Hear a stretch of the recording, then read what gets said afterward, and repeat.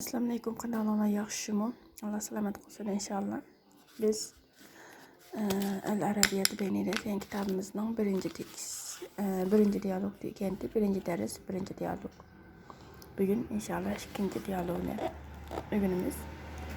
Bismillahirrahmanirrahim. El-hivaru thani ikinci diyalog. Unzur, vestami ve aid. Qarang, anglang, agishing. Bu iki erkishning o'rtasidagi diyalog. Muhammed bilan Sharifning o'rtasidagi diyalog. Muhammed debdi: "Assalomu alaykum. Allohning salomi sizlarga bo'lsin, sana bo'lsin ya'ni. Sharif: "Va alaykum assalom. Allohning salomi sana bo'lsin." Muhammed: "Min ayna anta? Sen qayerdan?" Sharif: "Ana min Pakistan. Men Pakistandan." Muhammed: "Hal anta Pakistani? Sen Pakistanlıqmı?" Sharif: "Naam, ana Pakistani." Shundaq, men Pakistanlıq. Ve ma cinsiyatuka ente? Ve senin cinsiyetin nima? Muhammed: "Ana Türkiyun. Men Türk. Ana min Türkiye. Men Türkiye'den." Sharif: "Ahlan ve sahlan. Hoş geldin." Ahlan ve sahlan degan hoş geldin degan bo'ldi. El-hivaru thani ba. Debistiki alif de aslındaki ba. Unzur, vestami ve aid. Qarang, anglang, agishing. Bu Meryem bilan Zeynep o'rtasidagi diyalog. Assalamu alaykum. Allohning salomi sizlarga bo'lsin, sana bo'lsin ya'ni.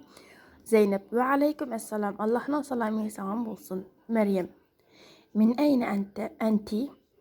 Sen qayerdan?" Zeynep: "Ana min Misr. Men Misrdan." Meryem: "Hal anti misriya? Sen Misrliqmi?" Zeynep: "Naam." Shundaq, ana misriya. Men Misrliq.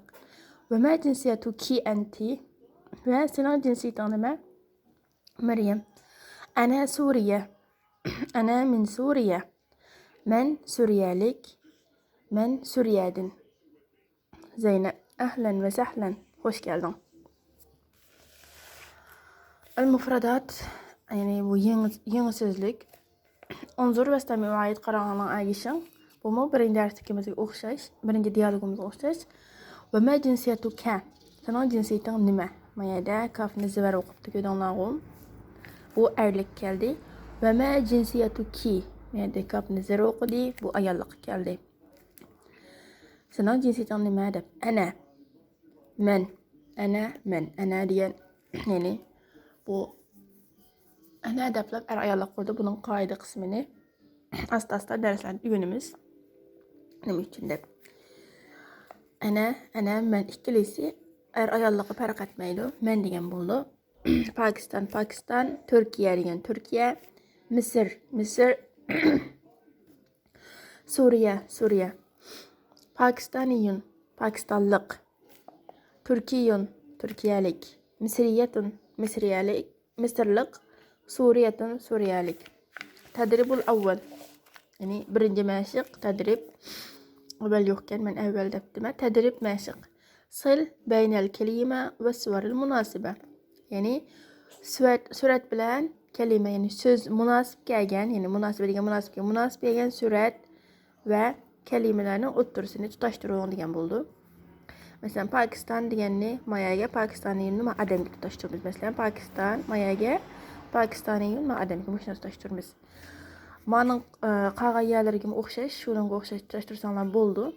Men faqat bir misol ko'rsatib berdim. Buni kitapga shu shaklda yozsanglar bo'ladi.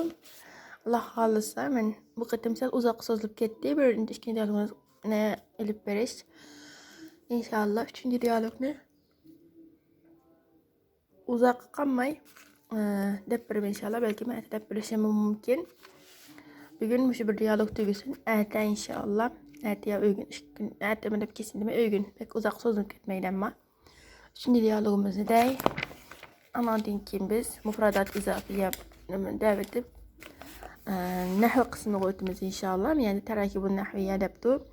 Bizningki bu kitabımızdan her bir derste bir nahv qoidasi bor. İnşallah bu nahv qoidasini men sizlarga tushunishlik yezib doskaga yetish orqali yoki daftarga yetish orqali qaysi munosib bo'lsa shuning orqali sizlarga aniq tushuncha qilib beraman inshaalloh. Bugun shunchalik bo'lsin bir dialog. Yana fikringlar bo'lsa, ya jiqroq deydiganga, ya Muşu boyunca boldu deydiganlar.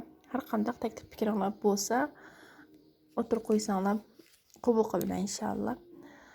Allohimiz menfaatli qilib bersin. Assalomu alaykum va rahmatullohi va barakatuh.